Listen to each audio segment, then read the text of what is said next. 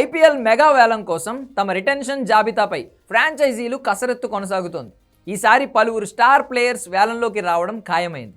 దీంతో ప్రతి franchise retention జాబితా ఎలా ఉంటుందన్న ఆసక్తి పెరిగిపోతుంది. ముఖ్యంగా ఐపీఎల్లో మోస్ట్ సక్సెస్ఫుల్ టీమ్గా ఉన్న ముంబై ఇండియన్స్ రిటెన్షన్ జాబితాకు సంబంధించి కీలక నిర్ణయాలు తీసుకోబోతుంది. ఊహించినట్టుగానే మాజీ కెప్టెన్ రోహిత్ శర్మను వేలంలోకి వదిలేయడం ఖాయమైంది. ముంబై రిటెన్షన్ లిస్ట్ చూస్తే స్టార్ బౌలర్ జస్ప్రీత్ బుమ్రాను మొదటి ప్రయారిటీగా తీసుకోవడం ఖాయమని చెప్పొచ్చు.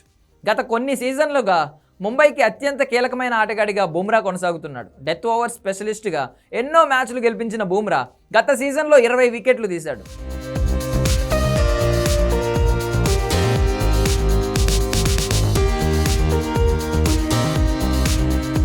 అలాగే సూర్యకుమార్ యాదవ్ను కూడా ముంబై రీటైన్ చేసుకోనుంది. మిస్టర్ 360గా పేరున్న సూర్యకుమార్ ప్రతి సీజన్లోనూ అద్భుతంగా రాణిస్తున్నాడు. గత సీజన్లో 345 పరుగులు చేసిన సూర్యకుమార్ ఇటీవలే భారత టీ20 కెప్టెన్గాను ఎంపికయ్యాడు.